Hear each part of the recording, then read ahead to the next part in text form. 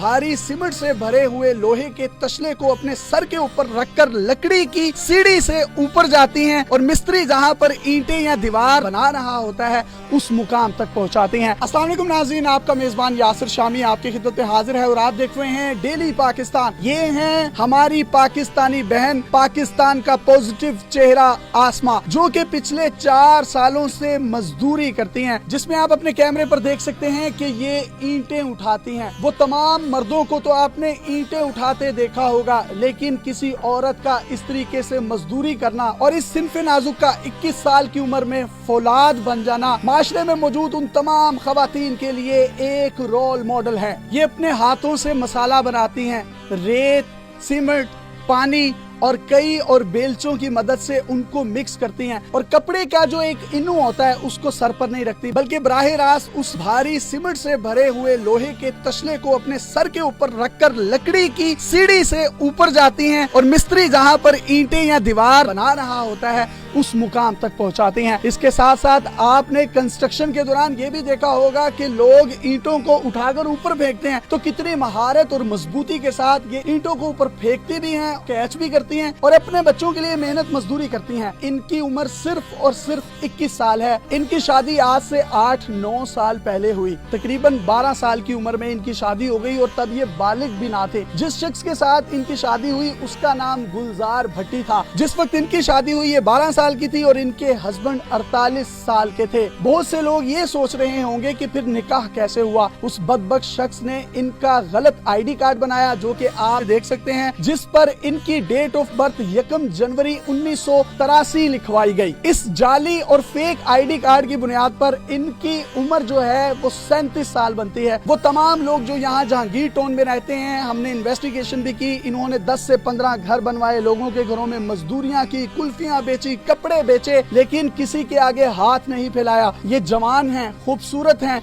ये चाहती तो कोई धंधा भी कर सकती थी, ये चाहती तो किसी के आगे हाथ भी फैला सकती थी, लेकिन लानत भेजी ऐसे धंधे पर, ऐसे कारोबार पर और किसी गैर की तरफ आंख उठाने को। माह रमजान का ये बाबरकत महीना है, ये रोजे भी रखती हैं और मजदूरी के औकात के दौरान जब टाइम मिलता है नमाज भी पढ़ती हैं। और जब नमाज पढ़ती हैं तो किसी किस्म का कोई आर्गुमेंट या बहाना नहीं देती, बल्कि सीमेंट की बोरी जो खाली होती है उसी को जमीन पर बिछाती हैं और खुदा के हुजूर सजदा रेज हो जाती हैं। नमाज पढ़ने के साथ साथ एक इन्होंने अपने पास बाइक रखी हुई है, जिसमें बच्चों को स्कूल से लेकर आती हैं और स्कूल छोड़ने जाती हैं और दोबारा अपनी मजदूरी पर आकर खड़ी हो जाती हैं। This is real and positive face of Pakistan. Asma, आपको दोनों हाथों से डेली पाकिस्तान का सल्यूट है। आपने ये तमाम काम करने का क्यों सोचा? आप खूबसूरत भी हैं, जवान भी हैं, किसी और तरफ भी जा सकती थी, लेकिन ये मजदूरी, मेहनत करना, ईंटें उठाना, सीमेंट भरना, तसले उठाना, ये क्यों ख्याल आया? सर, मेरी एक बेटी है और एक बेटा है। बेटी को मैंने बेटा बना रखा है इसलिए कि मोहल्ले वाले या कोई ये ना कहे, इशू गलत ना ले। मैं उसकी बेटी की वजह से ये मैं दूसरी शादी नहीं कर सकती थी कि अगर मैं कर लूंगी कल को कोई मेरी इज्जत तो 2-4 साल मेरे साथ कहेगा, बाद में मेरी बेटी के ऊपर गलत नजर रखेगा। उसकी वजह से मैं ये मेहनत करती हूँ ताकि मेरे बच्चों पे बुरा असर ना पड़े। कल हाल की थोड़ी कर लूँ, जैसे भी कर लूँ, अपने बच्चों को अच्छी तरीके से खिला सकता।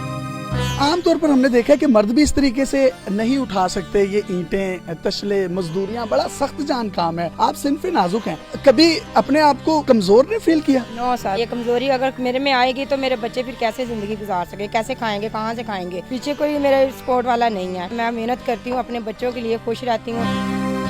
बहन भाई कितना आपके? मेरे बहन भाई इधर नहीं है, वो काफी दूर है, मगर मैं बहन भाइयों के पास ना जाती हूँ, ना मेरा उनसे कोई राब्ता होता है, इसी वजह से कि मैं काम करती हूँ, मगर मेरे पास टाइम नहीं होता। तो आप काम करती हैं तो वो ये नहीं कहते कि हमारी इज्जत पर बात आती है? मेरे बहन भाई मुझे मारते पीटते जरूर हैं। वो गलत कहते हैं कि तुम बाइक चलाती हो, ये मेहनत छोड़ दो, तुम्हारे बच्चे छोड़ देते हैं उधर उनके घर। तो इसमें गलत क्या है? आप किसी के आगे हाथ तो नहीं फैला रही ना, आप कोई धंधा तो नहीं कर रही, आप रिज़्क़े हलाल कमा रही हैं और मेहनत में कौन सी शर्म? मैंने अपने बहन भाइयों को यही बोला था कि मैं किसी के साथ गलत करूंगी तो फिर मुझे चाहे काट देना, मैं अपना ये आपको खुद देती हूँ हथियार। मगर इसके बाद ये है कि अगर मैं 1-2 दिन आपके घर बैठूंगी, 2-3 दिन आप रोटी खाने को मेरे को और मेरे बच्चों को दोगे, बाद में सारी जिंदगी मैं किसी के ऊपर बोझ नहीं बनना चाहती। मैं अपने बच्चों के लिए मैं खुद अपनी जिंदगी को दाव पे लगा सकती हूँ, पर मेरे बच्चों के इशू आए मैं अच्छा नहीं समझती। आपकी शादी 12-13 साल की उम्र में हो गई, तो वो शादी क्या घर वालों ने की थी? जी, वो घर वालों ने शादी की थी। हमारे घर में झगड़ा होता था, हमारे घर वाले बहुत गरीब थे, तो उसकी वजह से इन्होंने शादी की। हस्बैंड की उम्र क्या थी आपके? 48 साल। आपकी उम्र क्या थी उस वक्त? उस वक्त यही 12-13 साल उम्र थी। आप तो मेरे ख्याल बालिग भी नहीं होंगी तब। उस वक्त तो मैं घर में भी काम वगैरह था और गुड़िया वगैरह ये खेलती थी। ससुराल वाले मेरे जेठ था, उसको मैंने कहा मुझे ना गुड़िया ला के दे दे, मैंने खेलना है।